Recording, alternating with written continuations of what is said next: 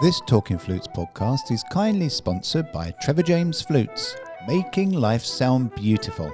You can show them some flute love by following them on Instagram at TJ Flutes, Trevor James Flutes on Facebook, and at trevorjamesflutes.com.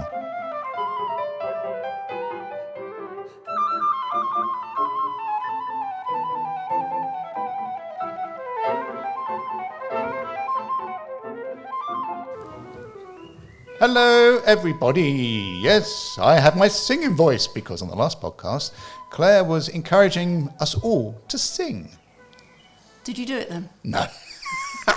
I did actually. Going home, I was listening to Bruce Springsteen in the car, and I love Bruce Springsteen, and I was actually practicing trying to get that gravelly voice, but ended up with sore throat. That is another story. Oh, anyway, hello everybody. Welcome to Talking Flutes this week. It is Claire's one, and I shouldn't have started the introduction, but you can't stop me from talking, can you? What have we got this week? Do you want me to read the questions, Yes, Claire? that'd be lovely, thank you. Right, the question is from a C. Karoinski. Sorry if I haven't enunciated that well. And it says, again, I haven't got my glasses with me, so I'm having to hold it a long way away.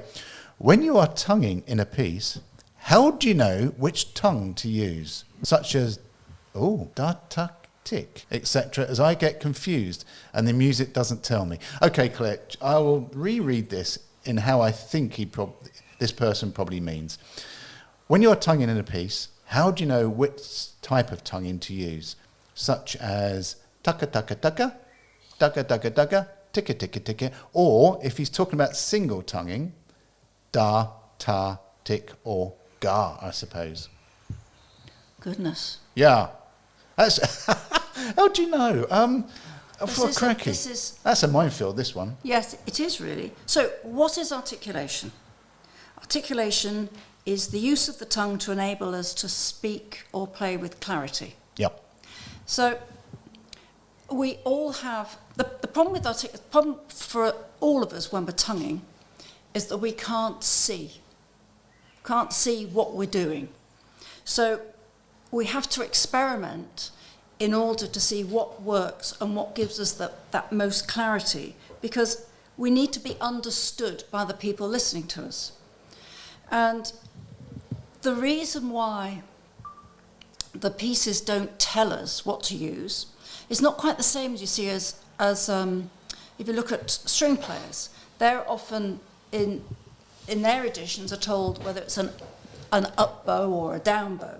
But for us, we have to experiment because we're all different. So let's take single tonguing. There are many different syllables you can use. And it's a bit like, we've talked before about colours, the oohs, ahs, i's, a's, e's, to change the sound, the actual tone of your flute. And if you put a T on the beginning of that, tu, to, ta, ti, ti, you get one sound. If you do da, do, do, da, di, di, you get another sound. And you have to start thinking about how do you tongue? Where does the tongue hit? Which part of the mouth? So if you're thinking more tuz and t's and twos, the tongue, using the tip of the tongue at the front of the mouth. If you're using more of a D, D's, does, do's, your tongue is a little bit further back and it's a little bit softer. So the T sounds have got more bite, a crisper sound, and the D sounds have got a softer, gentler effect. So you have to go with the resulting effect. I mean, sometimes you're teaching and you're saying it sounds really too clipped, your tonguing. So change the syllable. Do a d rather than a t. And they do it and nothing happens. But you can't see. So each individual has to really think. You have to develop a sense of feel. Where is your tongue hitting and what is the effect? And try different syllables. And every piece is making demands. So if you're playing a piece with lots of staccato dots on the notes, then you need something that's crisper and a little bit detached. So maybe the tongue is a little bit more forward. But if you've got a a Bach sonata with lots of semiquavers that are articulated, maybe they need to be a little bit longer, and so it's sort of easier on the ear, let's say. And the airstream is a little bit more continuous. So with the D sounds, your airstream can be a little bit more continuous. With the T sounds, it can often interrupt the airstream a little bit more. So each syllable has a different effect, and you have to decide what effect that needs. And remember, the articulation is only the beginning. It's only the clarity at the beginning of the note. So if your sound's rubbish afterwards, it doesn't really matter what you do for the tonguing. So that's why we always say, practice your tone, then your finger technique, and then your articulation, because your articulation is only as good as your tone or your finger technique. So you've got to do this in stages again.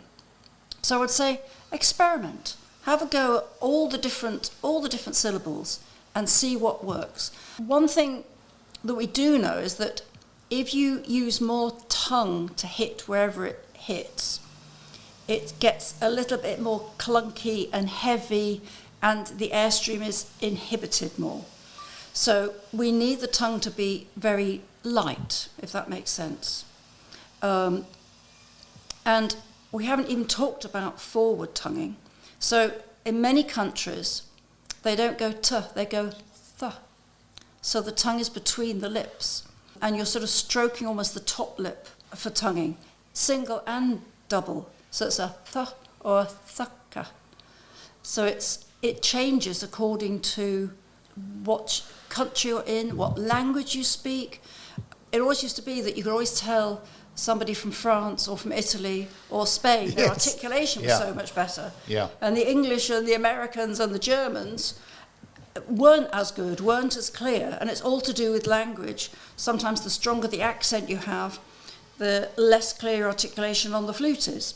So it's a case of retraining how your tongue works, and go with the resulting effect. And as you go faster, you need more air to compensate. And you can try this. If you just blow a note, a long note, and then blow the same note doing double tonguing without changing airstream, the sound is less. So it's like going ba, ticka, ticka, ticka, ticka, ticka, ticka, ticka, ticka, ticka. But once you start articulating more, it inhibits the sound. So as you articulate more, we need a little bit more airstream to compensate. And then again, we've got different syllables: tucka, dugga. So there's lots of different things. I remember, I forget which way round it was. I know that William Bennett always used to say, always practice double tonguing slowly. Trevor Wylie said, never practice double tonguing slowly. Geoffrey Gilbert said, practice g on its own. William Bennett said, never do that. You're sort of lost. And what I learned from that is you try everything. Don't miss out any type of technique exercise you can do. We were talking in the last podcast about sometimes you practice a problem. It helps you understand the problem. Mm-hmm. It's the same with articulation. If somebody said to me, well, I was told never practice slowly. And then I had a lesson with William Bennett, and he said, let's do this slow double tonguing. And I was thinking, sacrilege. But I did it, and within, 10-15 minutes, I was articulating so much better because I knew what my tongue was doing. Yeah. Because in double tonguing, t is forward, and g, or whichever syllable you use, tucka or the g, is further back. So the g or the k, you have to sort of throw that note out. So you go t, k. You throw it out more than the t, so it sounds at the same time. Otherwise you get t, k, t, k. There's a delay. So by practicing it slowly, the technique improves. And that worked for me. So I'd always learned that you shouldn't play it slowly, and then a lesson with William Bennett, practice it slowly. Okay. And then I improved no end. So the tonguing thing, it's really important to understand, obviously, the process of tonguing. But if I go back to the root point here, if I think of an example, think of the Mozart, and think as if you went da da da da da da da da da da da da da da da da da da. It wouldn't work, would it? No. And it's understanding the type and style of music that you're playing, isn't it? Absolute type and style. And also this thing that if a dot's on a note, it's staccato. No, it's not. It's detached. It's just detached. Yeah, that's interesting. A dot just means detached. Yeah. Just means detached. So, and you often hear things like, yeah, well, like the Mozart, or you hear a Bach sonata that goes ba ba bum ba da da ba ba ba, but there are no dots. Bum ba da da da dee dee dee dee. If you keep the length of the note, then the sound flows, the music flows. It makes more sense. So be very careful of staccato, of clipping notes. Yeah, clipping, staccato clipping. But as you say, the dot doesn't mean staccato. No. Even though you're taught that a dot over the top is staccato, it's a release, isn't it? There's a gap between that and the next note. It's detached. But a semiquaver with a dot is different to a minim with a dot. Yeah.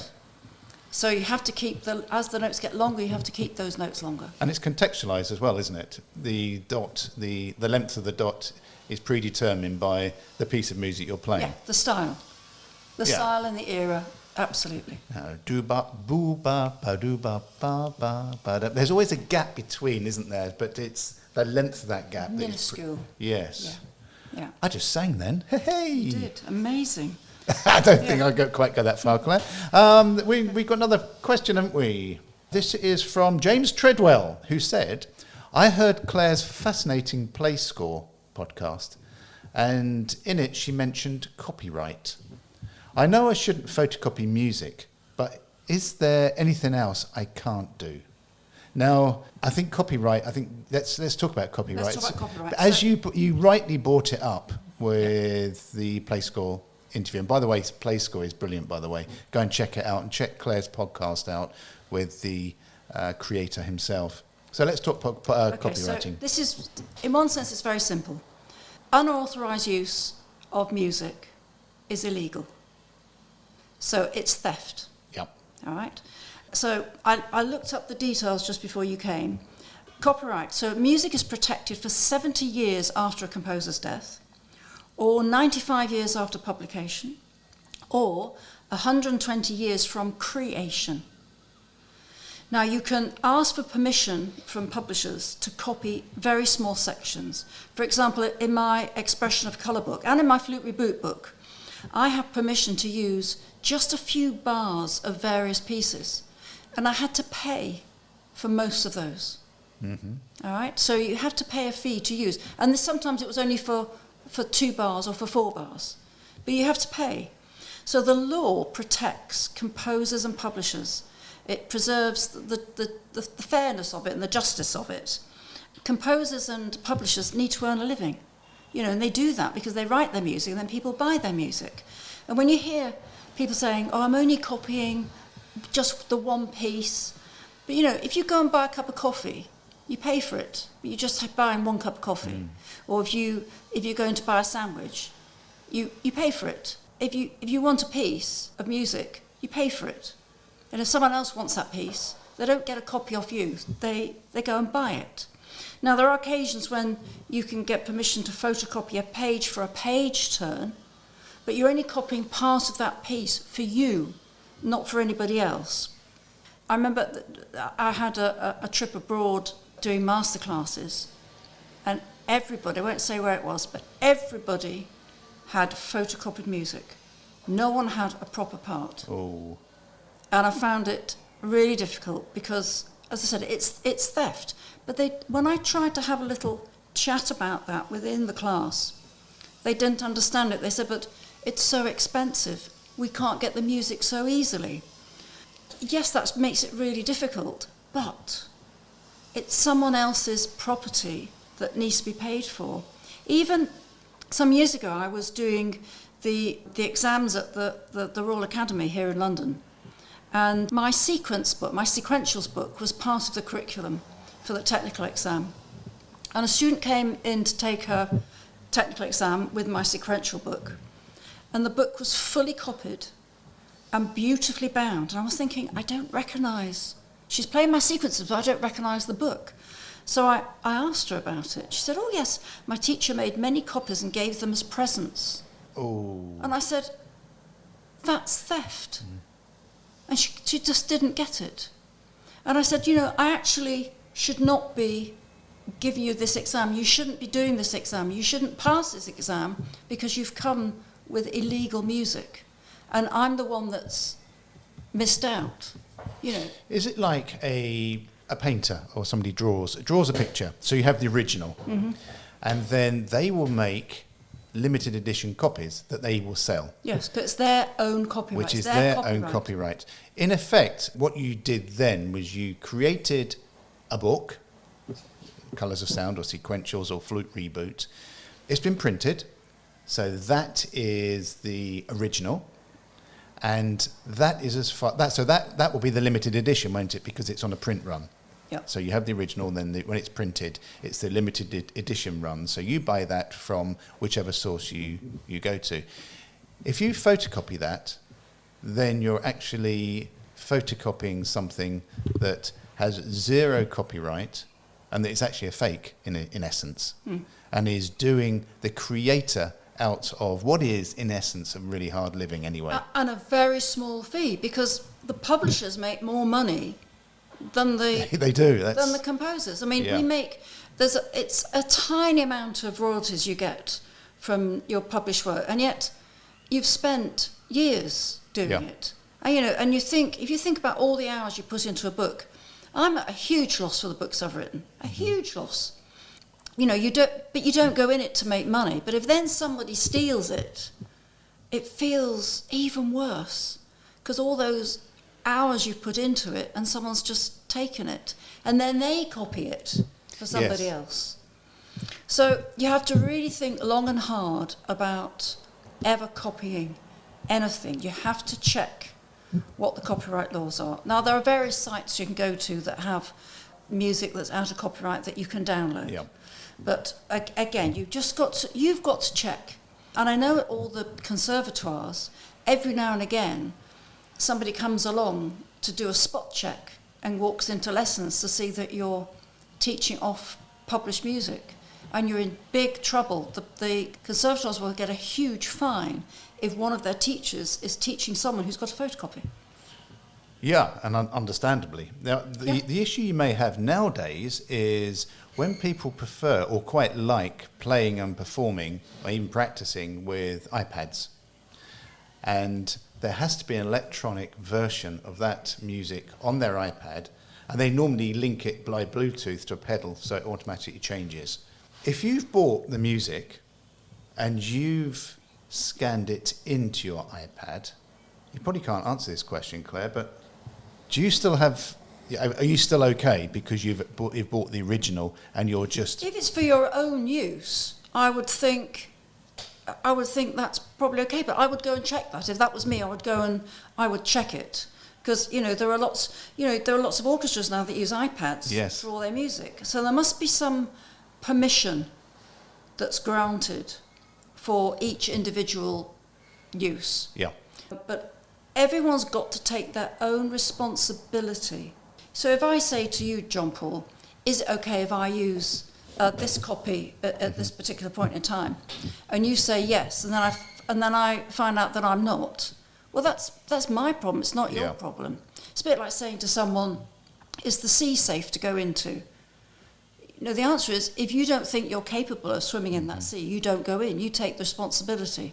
It's the same with copyright. And there are lots of fuzzy areas. But if in doubt, buy the music. We want to support the composers and the publishers. Buy the music. And there are lots of good deals on places like eBay for second-hand music. Yep. And often lots of people, lots of ex-players, ex-teachers want to sell some of their music. So it's a really good way of getting music cheaply.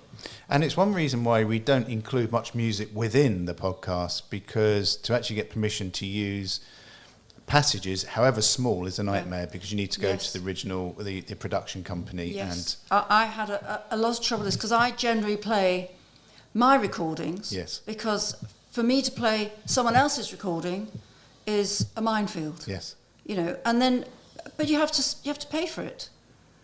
So it's really difficult, and that's why when you listen to, what is it? We have a program on Radio 4, Desert Island Discs. Oh yeah. And they do. You can get that as a podcast, but all the clips of music on the podcast are only about 15 seconds long. Yeah. Because that's the only amount they're allowed to use. But on the live broadcast, you have the full track. So the lead in or the intro and outro to Clare's Talking Flutes is Clare's recording of the Vidor. Yeah, which I've given permission. You have.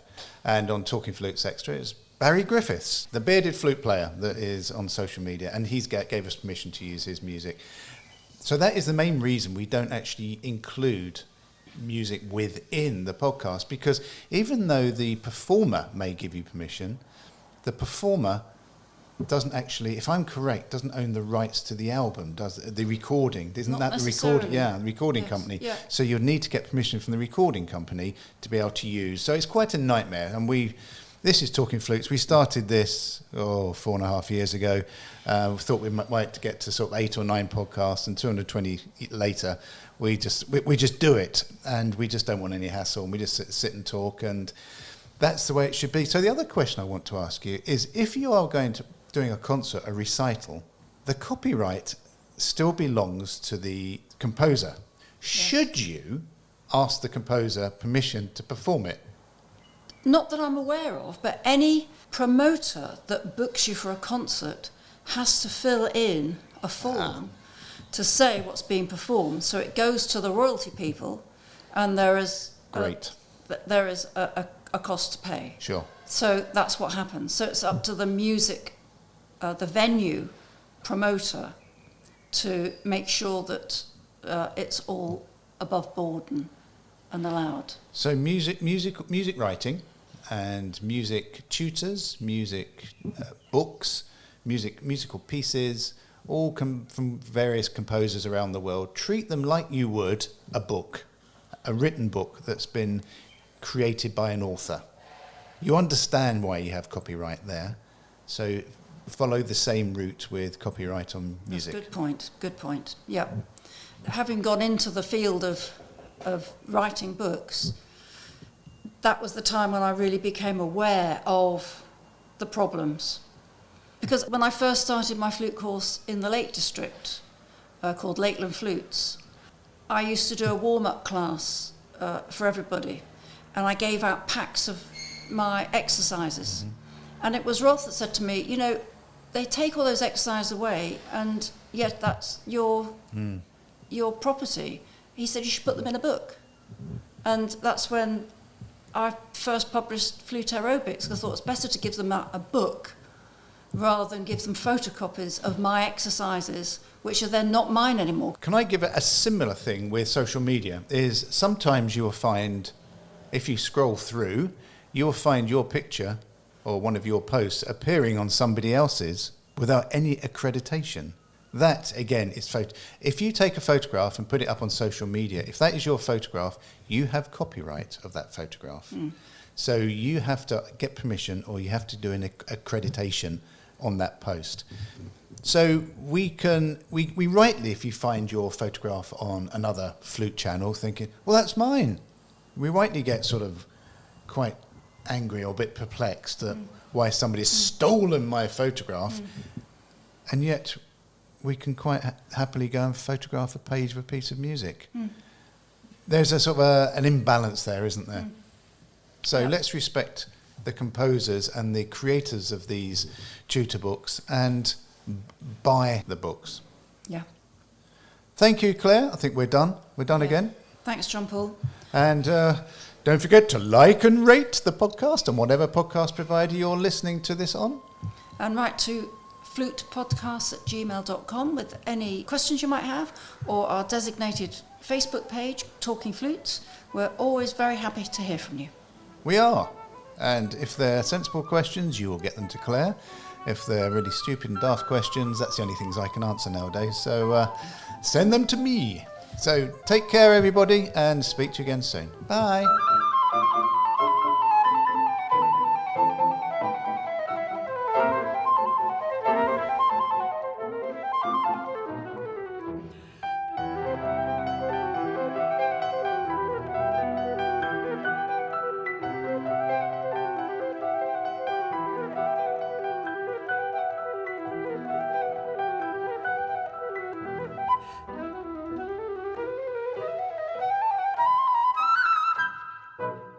Talking Flutes and Talking Flutes Extra are podcast productions by the Trevor James Flute Company.